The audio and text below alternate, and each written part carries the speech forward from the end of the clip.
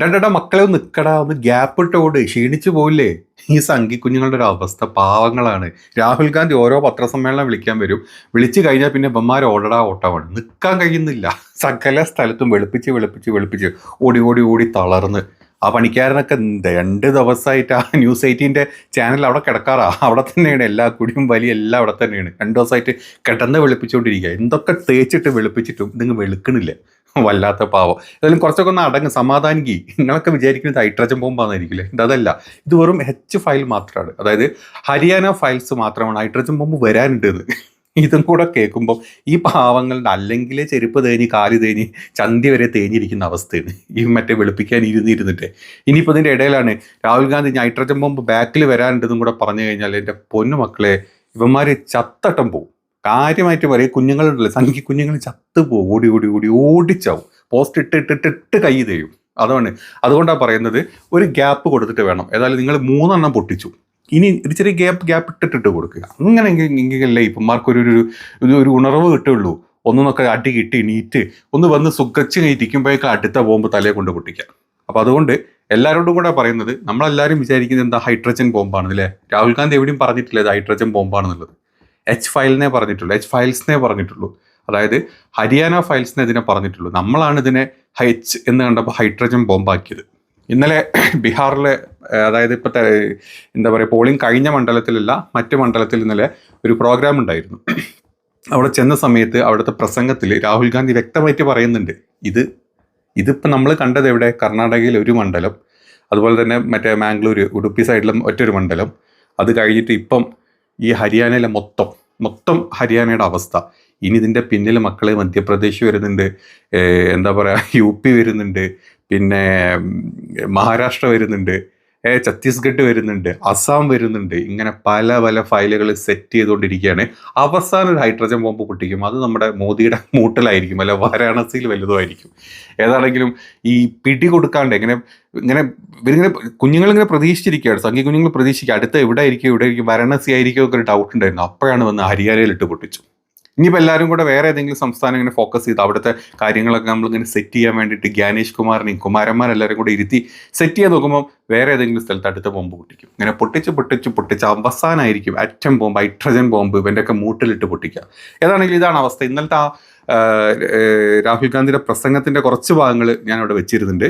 भाई और बहनों, नरेंद्र मोदी जी और नीतीश जी जंगल राज की बात करते हैं ना? मैं थोड़ा सा आपको बताना चाहता हूं, जंगल राज कहां है मैं आपको बताना चाहता हूं. जंगल राज नरेंद्र मोदी ने दिल्ली में लागू किया है. दिल्ली में लागू किया है.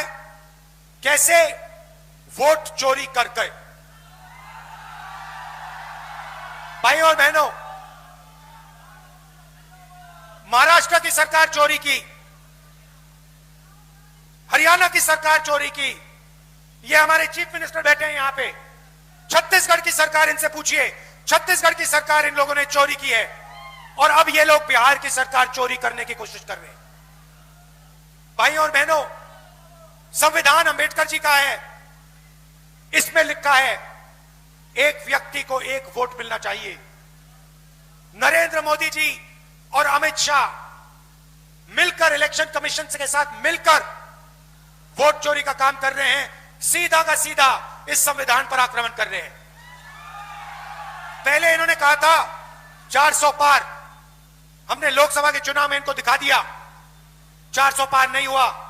उल्टा इन्होंने अगर चोरी नहीं की होती तो मैं गारंटी कह रहा हूं, इंडिया गठबंधन की सरकार आज हिंदुस्तान में होती. भाई और बहनों, ये बिहार में चोरी करने की कोशिश करेंगे, 100% चोरी करने की कोशिश करेंगे. इनको कौन रोकेगा? बिहार का युवा इनको रोकेगा. पोलिंग बूथ पे रोकेगा, सड़कों पे रोकेगा, गांव में रोकेगा. क्योंकि अंबेडकर जी का संविधान है और संविधान की रक्षा करनी है. भाई और बहनों, आपको सावधान रहना पड़ेगा.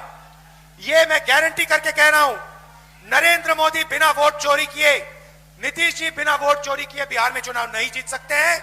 अगर आप सावधान हो गए और आपने वोट चोरी रोक दी तो यहाँ पे महागठबंधन की स्वीप നിങ്ങൾ കണ്ടല്ലോ അല്ലേ? ഏതായാലും അതെ, ഈ പറഞ്ഞ സ്ഥലങ്ങളിലൊക്കെ ഇനി ബോംബുകൾ വരാൻ പോകുന്നതേ ഉള്ളൂ. എവിടൊക്കെ ഇവന്മാര് കള്ളത്തരം അല്ലെങ്കിൽ വോട്ട് കെട്ട് മനുഷ്യന്റെ നമ്മുടെയൊക്കെ ജനാധിപത്യം തകർക്കുന്ന രീതിയിൽ വോട്ട് കെട്ടിട്ട് ഈ ചുണ്ണിക്കുണ്ണന്മാർ എന്തൊക്കെ ചെയ്തിട്ടുണ്ടോ അവന്മാർക്കൊക്കെ കിട്ടുന്ന പണി ഓരോ സ്ഥലങ്ങളായിട്ട് പുറത്തോട്ട് നമ്മൾ പൊളിക്കുന്നുണ്ട്. അപ്പം ഇന്നലെ മുതൽ വെളുപ്പിച്ചുകൊണ്ടിരിക്കുന്ന സകലമാന പണിക്കാരന്മാരോണ്ടും അല്ലെ പണിക്കന്മാരോണ്ടാണ് ചോദിക്കാനുള്ളത്. ഇവന്മാർക്ക് പ്രത്യേകത ഉണ്ട് കേട്ടോ. അതായത് കർണാടകയിൽ ഫസ്റ്റ് മഹാദേവപുരത്തിൽ രാഹുൽ ഗാന്ധി ഒരു ബോംബ് പൊട്ടിച്ചപ്പം ഒരു 5-8 പോയിന്റുകളായിരുന്നു, കിട്ടില്ലം പോയിന്റുകളായിരുന്നു. അതിന് വന്നിട്ട് ഇങ്ങോട്ട് വന്ന് മൊഴിഞ്ഞ എന്താ നിങ്ങൾക്ക് ഓർക്കുന്നത്? നിങ്ങൾക്ക് ഓർമ്മ ഉണ്ടോ? അതായത് എന്താ പറഞ്ഞതെന്ന് ആര് പറഞ്ഞു? ഞങ്ങളവിടെ 124 വയസ്സ് എന്ന് കണ്ടുപിടിച്ച ഏതൊരു ദേവിയായിരുന്നു ആ ദേവിനെ നിങ്ങൾ കണ്ടില്ലേ? ഞങ്ങൾ പിടിച്ചല്ലോ. ആ 124 വയസ്സൊന്നുമില്ല, 24 വയസ്സ്, വെറും സ്പെല്ലിംഗ് മിസ്റ്റേക്ക് ആയിരുന്നു പറഞ്ഞത്. ആണോ? അങ്ങനെയാണെങ്കിൽ ഈ ഒരു വീട്ടിൽ 80 പേര് എന്നുള്ളത് 80 പേരൊക്കെ അതൊക്കെ പണ്ടൊക്കെ വന്നു പോയ ആളുകളാണ്. അതിനെപ്പറ്റി ഞങ്ങൾ ചിന്തിക്കുന്നില്ല. അപ്പോൾ ആ പോയിന്റ് ഒന്നും വാലിഡ് അല്ല. ശരി, ആ പോയിന്റ് വാലിഡ് അല്ല. അപ്പം ഇനി ഒരു വീട്ടിൽ അല്ലെങ്കിൽ ഒരു റൂമിൽ 350 പേരോ, ആ പോയിന്റ് വാലിഡ് അല്ല. ഇനി അത് പോട്ടെ, നിങ്ങൾ ഈ രാവിലെ മുതൽ അല്ലെങ്കിൽ ഈ മറ്റേ പോട്ടർ ഈ ഫോം ഉപയോഗിച്ച് അല്ലെങ്കിൽ ഫോം 6 യൂസ് ചെയ്തിട്ട് ഓരോ 2 സെക്കൻഡിൽ ഇത് ചേർത്തിക്കൊണ്ടിരിക്കുന്നതോ അത് ഞങ്ങളുടെ ഡെഡിക്കേഷനാണ്. അതൊന്ന് കണ്ടുപിടിക്കാൻ കോൺഗ്രസ്സുകാരായി നിങ്ങളെ കൊണ്ട് പറ്റുന്നില്ലെങ്കിൽ അല്ലെങ്കിൽ നിങ്ങളുടെ ഓഫീസേഴ്സിന് പറ്റുന്നില്ലെങ്കിൽ നിങ്ങളുടെ പ്രശ്നമാണ്. അത് BJPയുടെ അല്ലെങ്കിൽ സംഘി റോക്കറ്റുകളുടെ വാണെന്ന് കേൾവേണ്ട, അത് മാറ്റി പിടിക്കും നമുക്ക്. സംഘി റോക്കറ്റുകളുടെ എന്താ പറയുക, അവരുടെ പാർട്ടിയോടുള്ള പ്രതിബദ്ധത എന്നാ പറഞ്ഞത്. ആണോ? ഇനിയിപ്പോൾ നമ്മൾ ഇന്നലെ നടന്നതിൽ എന്താ പറയാനുള്ളത്? എന്തേ നിങ്ങളെ ഓഫീസേഴ്സൊക്കെ നോക്കി നിൽക്കുകയായിരുന്നോ? ഇങ്ങനെ വന്ന് വോട്ട് ചെയ്ത സമയത്ത് സത്യത്തിൽ നോക്കി നിൽക്കുകയായിരുന്നു. വല്ലാത്തൊരു പ്രതീക്ഷയായിരുന്നേ ഈ ഹരിയാനയിൽ വോട്ടെടുക്കുന്ന സമയത്തെ. അല്ലെങ്കിൽ കോൺഗ്രസിന്റെ ബൂത്ത് ഏജന്റുമാർ വിചാരിച്ചൊക്കെ പക്കയാണ്. മോദിക്ക് തോ മുംകിൻ ഹേ എന്ന് പറഞ്ഞ പോലെ മോദിജിന്റെ രാജ്യത്ത് ഇങ്ങനത്തെ സംഭവങ്ങളൊക്കെ നടക്കുമോ? വിശ്വഗുരുവിനെ ആരെങ്കിലും പറ്റിക്കുക, അല്ലെ വിശ്വഗുരു ആരെങ്കിലും പറ്റിക്കുക. അതുകൊണ്ട് ഞങ്ങളെ സത്യം പറയാം, കോൺഗ്രസ്സുകാരുടെ എന്താ പറയുക, ബൂത്ത് ഏജന്റുമാരൊക്കെ വിചാരിച്ച ഒരു പ്രശ്നമില്ല, ഒക്കെ സ്മൂത്തായിട്ട് നടക്കുന്ന ഇവന്മാർ ഉറങ്ങിപ്പോയി. എന്താ ചെയ്യുക? ഈ ഉറങ്ങിയപ്പോഴാണ് ഈ പറഞ്ഞ എല്ലാ ചെറ്റത്തരും ഈ പറഞ്ഞ പട്ടികൾ ചെയ്തത്. എന്ത് ചെയ്യാൻ പറ്റുമ്പോൾ? അല്ല, ഇന്നലെ വന്ന് പണിക്കാരനൊക്കെ എവിടെയായിരുന്നു? നിങ്ങൾ എന്ത് ചെയ്തു? നിങ്ങൾ എന്ത് ഉറങ്ങായിരുന്നു? സമ്മതിച്ചു. ഈ കോൺഗ്രസിന്റെ സകല ബൂത്ത് ഏജന്റുമാരും അല്ലെങ്കിൽ അവിടെയുള്ള പാർട്ടി പ്രവർത്തകരും ഉറങ്ങി. അവർ വിചാരിച്ചു ജനാധിപത്യ രാജ്യമല്ലേ, ഡെമോക്രാറ്റിക് രാജ്യമാണ്, നമുക്ക് വലിയ എന്താ പറയുക, നമ്മുടെ ഭരിക്കുന്ന കുരുക്കളുള്ള നാടാണ്, അല്ലെങ്കിൽ നമ്മുടെ തെരഞ്ഞെടുപ്പ് കമ്മീഷൻ ഒരു ബയാസ്ഡ് അല്ലാത്ത രീതിയിൽ കാര്യങ്ങളൊക്കെ ചെയ്യുന്നവർ. ഞങ്ങൾ അങ്ങ് ഉറങ്ങി. എന്താ ചെയ്യുക? ഉറങ്ങിയ സമയത്ത് ഉറങ്ങിക്കഴിഞ്ഞ് റിസൾട്ട് വന്നപ്പോഴാണ് നമ്മൾ അറിഞ്ഞത് ഇവന്മാർ നല്ല പണിയാണ് തന്നത്. ഇപ്പം നമ്മൾ പുറത്തോട്ട് കാര്യങ്ങൾ കൊണ്ടുവന്നു. എടാ, നീയുടെ വാണമേ, ഇതിനെ ന്യായീകരിക്കാൻ നിനക്കൊന്നും ഒരു ഉളുപ്പില്ലടോ. തെറ്റ് സമ്മതിക്കുന്നുണ്ട് ഇവന്മാർ, തെറ്റ് സമ്മതിച്ചു. അതായത് നമ്മുടെ ബ്രസീലിയൻ മോഡലിനെ കൊണ്ട് മോദിജി ഇവിടെ കുത്തിച്ചു എന്ന് പറയുന്ന ബോംബ് 22 സ്ഥലത്താണല്ലോ. 22 സ്ഥലത്ത് 3 സ്ഥലത്ത് കറക്റ്റ് ആളുകളാണ് ചെയ്ത്. അപ്പം ബാക്കി 19 അത് ഞങ്ങൾക്ക് അറിയില്ല. അപ്പം തെറ്റ് അവിടെ ചെയ്തു. എല്ലാം സമ്മതിക്കുക. നിങ്ങൾ കണ്ടോ, നിങ്ങൾ ഈ 3 സ്ഥലങ്ങളിലെ എന്താ പറയുക, ഇതെടുത്ത് നോക്കിയാൽ നിങ്ങൾക്ക് മനസ്സിലാവും. എല്ലാ സ്ഥലങ്ങളിലും 8-10 പോയിന്റ് രാഹുൽ ഗാന്ധി പറഞ്ഞിട്ടെങ്കിൽ 1-2 പോയിന്റിൽ എന്തെങ്കിലും സംഭവങ്ങൾ എടുത്ത് വന്നിട്ട് ബാക്കി പോയിന്റുകളെ അവന്മാരങ്ങ് മറക്കുകയാണ്. ഗോദി മീഡിയയും വാട്സപ്പ് യൂണിവേഴ്സിറ്റിയും അല്ലെങ്കിൽ നമ്മുടെ നാട്ടിൽ ഈ വക എന്താ പറയുക റോക്കറ്റ് വാഹനങ്ങളെല്ലാം കൂടെ വന്നിട്ട് ബാക്കി പോയിന്റുകളെ കണ്ണടച്ച് കളിയാണ്. അതാണ് നമ്മുടെ നാട്ടിൻ്റെ അവസ്ഥ. ഏതാണെങ്കിലും ഇന്നലെ നടന്ന ബീഹാർ തെരഞ്ഞെടുപ്പിൽ, 1ാം ഘട്ട തെരഞ്ഞെടുപ്പിൽ കഴിഞ്ഞ 10-20 വർഷത്തിൽ എവിടെയില്ലാത്ത അത്രയും പോളിംഗ് ആണ് വന്നത്. 65%. കഴിഞ്ഞ പ്രാവശ്യം 56% ഉണ്ടായിരുന്നുള്ളൂ, 65% വന്നിട്ടുള്ളത്. ഇനി ഇതിൽ ഇവന്മാർ കുത്തിക്കയറ്റണോ അറിയില്ല. കാരണം 62 ലക്ഷം വോട്ട് അല്ലെങ്കിൽ SIRന്റെ പേരും പറഞ്ഞിട്ട് കട്ടുകളയത വാണങ്ങളാണ് അവസാനം BJP അല്ലെങ്കിൽ അവസാനം നമ്മുടെ സുപ്രീം കോടതി ഇടപെട്ട് അതിനുള്ള ഡീറ്റെയിൽസ് ചോദിച്ച്. എന്നിട്ടും അത് എവിടെ എത്തിയിട്ടില്ല. കാരണം ഇന്നലെ നമ്മളൊരു വീഡിയോയിൽ വ്യക്തമായിട്ട് കാണിച്ചിട്ടുണ്ട്. അവിടെ മൊത്തം പല ആളുകൾക്കും, ദളിതർക്കും മുസ്ലിങ്ങർക്കും എവിടെയും വോട്ട് ഉണ്ടായിരുന്നില്ല. പല സ്ഥലങ്ങളിലും വോട്ട് ചേർക്കാൻ കൊടുത്തിട്ട് പോലും, SIR ചേർക്കാൻ കൊടുത്തിട്ട് പോലും ഇവന്മാർ ചേർത്തിട്ടില്ല എന്നുള്ളത് നമ്മൾ കണ്ടു. ഇനി അത് മാത്രമല്ല, ഇന്നലെ രാഹുൽ ഗാന്ധി വ്യക്തമായിട്ട് പറഞ്ഞ മറ്റൊരു കാര്യമുണ്ട്. BJPയുടെ നേതാക്കൾ അങ്ങ് ഡൽഹിയിൽ നിന്നും UP നിന്നും ഒക്കെ വന്നിട്ട് ഈ പറഞ്ഞ ബീഹാറിലോ ഹരിയാനയിലൊക്കെ വോട്ട് ചെയ്തിട്ടുണ്ട്. ഇന്നലെ 1 അല്ല 4 പേര്, അതായത് അത് നേതാക്കളായതുകൊണ്ടും ഇവന്മാർ ബോധമില്ലാത്തവന്മാരാണല്ലോ, ചാണക സംഖ്യകളാണല്ലോ. മറ്റേ കയ്യും കുത്തിയിട്ട് ഈ ഡൽഹി തെരഞ്ഞെടുപ്പിൻ്റെ ഫോട്ടോസും അതുപോലെ തന്നെ ബീഹാറിൽ വന്ന് വോട്ട് ചെയ്തതിൻ്റെ ഫോട്ടോസും ഇട്ടതുകൊണ്ട് നമ്മൾ അറിഞ്ഞു. നമ്മളതിൻ്റെ ഒരു വീഡിയോ ഇട്ടിരുന്നു. പ്രൊഫസർ രാകേഷ് സിൻഹ, അതുപോലെ നരേന്ദ്ര കുമാർ, മൂന്നാമത്തെ ആള് സന്തോഷ് ഒഹിയ, മൂന്നും BJP-കാരാ, മൂന്നും BJP-ന്റെ നേതാക്കന്മാരാ. ഇവന്മാരൊക്കെ മറ്റേ 5 ഫെബ്രുവരി 5 ഡൽഹിയിലും വോട്ട് ചെയ്തിട്ടുണ്ട്, ഇവിടെയും വന്ന് വോട്ട് ചെയ്തിട്ടുണ്ട്. അപ്പോൾ അതിനുള്ള ഇമ്മാതിരി രീതിയിൽ എവിടെയും വന്നിട്ട് അതും വിത്ത് വൈഫ് അല്ലെങ്കിൽ ഫാമിലിയൊക്കെ ആയിട്ടാണ് വോട്ട് ചെയ്തത്. അപ്പം ഇവന്മാർ എത്ര പേരെ കൊണ്ടുവന്നിട്ടുണ്ടോ, ഈ ഓരോ നേതാക്കളും എത്ര ആളുകളെ ഈ പറഞ്ഞ സ്ഥലങ്ങളിലൊക്കെ ഇതുപോലെ കൊണ്ട് വോട്ട് ചെയ്യിക്കുന്നുണ്ടോ.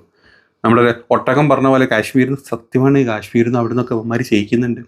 നമ്മുടെ ഗോപിയെണ്ണം വരെ കൊല്ലത്തും ചെയ്യുന്നു, തൃശ്ശൂരും ചെയ്യുന്നു, കൊല്ലത്തും ചെയ്യുന്നു, തൃശ്ശൂരും ചെയ്യുന്നു. ഓരോ വട്ടം തിരഞ്ഞെടുപ്പ് വരുമ്പോഴും കുടുംബത്തോടെ ഒരാഴ്ച പറക്കില്ല അങ്ങോട്ട്, ഇവിടെ കുറച്ചൊന്നും പടക്കം ഇവിടെ വോട്ട് ചെയ്ത് പോവാം. അത് കഴിഞ്ഞാൽ അടുത്ത അങ്ങോട്ട് ചാടും. ഇനി അടുത്തത് വേറെ വല്ലതും ഉണ്ടെങ്കിൽ ആലപ്പുഴ മുപ്പരെല്ലാം പിടിച്ചിട്ടുണ്ട്. ഇനി ആലപ്പുഴയ്ക്ക് അടുത്ത് നമ്മുടെ കോവിഡിൻ്റെ വീട് വരാൻ പോകുന്നത്. അങ്ങനെ ഇങ്ങനെ നടന്ന് വോട്ട് ചെയ്യുന്ന ഒരു ഉള്ളപ്പില്ലാത്ത പാർട്ടിയാണ് നമ്മുടെ നാട്ടിൽ ഈ പാർട്ടി. അല്ലാത്ത കൂട്ടത്തിൽ ഈ പറഞ്ഞ പോലെ പല ബ്രസീലിയൻ മോഡൽസിനെയും അർജന്റീന മോഡൽസിനെയൊക്കെ നമ്മൾ ഇറക്കിയിട്ട് നമ്മൾ അങ്ങനെയും കുറേ കള്ളവോട്ട് ചെയ്യും. പിന്നെ നമ്മൾ വോട്ടുള്ള മുസ്ലിങ്ങളുടെയും ദളിതരെയും ബാക്കിയുള്ള പാവപ്പെട്ട ആൾക്കാരുടെയും വോട്ടൊക്കെ ഞങ്ങൾ കട്ട് ചെയ്ത് കളയുകയും ചെയ്യും. കുറ്റം മൊത്തം ബൂത്ത് ഏജന്റുമാർ നോക്കിയില്ലെന്ന് ചോദിക്കുകയും ചെയ്യും. അങ്ങനെ വന്ന് ഞങ്ങൾ വെളുപ്പിച്ചു ഇവിടെ അങ്ങ് ജീവിക്കും. ഇതാണ് നമ്മുടെ ഈ ഒരു ഇതിൻ്റെ അവസ്ഥ. ഏതാണെങ്കിലും ഇന്നലെ ഞാൻ നേരത്തെ തുടക്കത്തിൽ പറഞ്ഞ പോലെ രാഹുൽ ഗാന്ധിയുടെ മാത്രമല്ല പ്രിയങ്ക ഗാന്ധിയുടെ ഒരു കിടിലം പ്രസംഗം ഉണ്ടായിരുന്നു. അതായത് ഇലക്ഷൻ കമ്മീഷൻ്റെ ഓരോരുത്തരെ പേരുകൾ എടുത്ത് പറഞ്ഞ് കള്ളന്മാരാണെന്ന് പച്ചക്ക് പറഞ്ഞ അവിടെയുള്ള ആളുകൾ മൊത്തം അത് ഏറ്റു പറയുന്നൊരു പ്രസംഗത്തിൻ്റെ രംഗമുണ്ട്. എന്ത് സ്റ്റൈലായിട്ട്, എന്ത് അത്രയും വൈബ്രൻ്റ് ആയിട്ട് അവർ സംസാരിക്കുന്നത് ഞാൻ മുമ്പ് അത്ര കണ്ടിട്ടില്ല കേട്ടോ. അന്ന് കേട്ടു നോക്കുന്നുണ്ട്. कभी ज्ञानेश कुमार नाम सुना है? सुना है? नहीं सुना होगा, नहीं सुना होगा. कभी आपने SS सांधू का नाम सुना है? नहीं सुना होगा. कभी विवेक जोशी का नाम सुना है? नहीं सुना होगा, क्योंकि अपने पद और आयोग के पीछे छुपे हुए हैं. लेकिन यही है चुनाव आयोग के सबसे ऊंचे अधिकारी जो इस देश के संविधान के साथ, इस देश के लोकतंत्र के साथ खिलवाड़ कर रहे हैं. याद कर लो इनके नाम, याद कर लो, क्योंकि आप देश की जनता हो. आपके खून और पसीने से ये धरती सींची गई है और इस धरती के साथ, हमारी मातृभूमि के साथ, हमारे संविधान के साथ आज खिलवाड़ हो रहा है. आपके अधिकारों के साथ खिलवाड़ हो रहा है. आपके अधिकारों को छीना जा रहा है और यही 3 लोग छीन रहे हैं. इनके नाम मत भूलो, इनको पद के पीछे छुपने मत दो, इनको आयोग के पीछे छुपने मत दो. ये देश बहुत उदार है. सुन लीजिए तीनों, सुन लीजिए, ये देश बहुत उदार है. ये देश बहुत कुछ देता है. ये देश बहुत आगे बढ़ाता है. ये माँ है हमारी, माँ उदार होती है, लेकिन माँ के अंदर दुर्गा की शक्ति भी होती है. और इस देश के साथ जो विश्वासघात करेगा उसे ये देश भूलेगा नहीं. आप सोचते हो आप रिटायर कर लोगे, चैन का जीवन जियोगे इस तरह का घोटाला करके? तो याद रखो, याद रखो, ये देश आपको नहीं भूलेगा.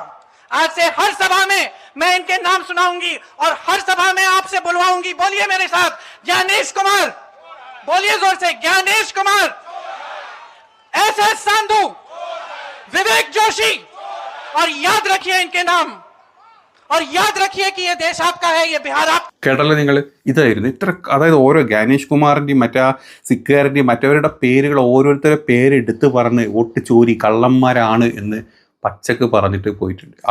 ആളുകൾക്ക് പറഞ്ഞ് മനസ്സിലാക്കി കൊടുക്കുക. ഇവർക്കൊന്നും ആരാന്ന് പോലും അറിയില്ല. ഈ പറഞ്ഞ തെരഞ്ഞെടുപ്പ് കമ്മീഷൻ്റെ ആൾക്കാരാരെ എന്താണെന്ന് ആർക്കും അറിയില്ല. ഇവരെ പേര് പറഞ്ഞു കൊടുക്കുന്നത് ഇവന്മാരാണ് നിങ്ങളെ പറ്റിച്ച് വോട്ട് കക്കുന്നത് എന്ന് പച്ചക്ക് പറഞ്ഞ് കൊടുക്കുന്ന ഒരു ഇതായിരുന്നു നമ്മളാ കണ്ടത്. ഏതാണെങ്കിലും ഇതെല്ലാം അവിടെ കണ്ട് നിങ്ങളൊരു കാര്യം മനസ്സിലാക്കണം. ഹൈഡ്രജൻ ബോംബല്ല പൊട്ടിയത്. അതായത് ഇപ്പം ഓരോ സ്ഥലത്ത് ഇലക്ഷൻ നടക്കുന്നിടത്ത് കാണിക്കുന്ന ചെറ്റത്തരം കാണിക്കുന്നതിന് ഉദാഹരണങ്ങൾ ഓരോ ഫയലുകളായിട്ട് മുന്നോട്ട് വെച്ച് തരുന്നത് ഹൈഡ്രജൻ ബോംബ് അവസാനം നമ്മുടെ വിഷ കുരു പൊട്ടിക്കുന്ന രീതിയിലായിരിക്കും എന്നുള്ള കാര്യം ഉറപ്പാണ്.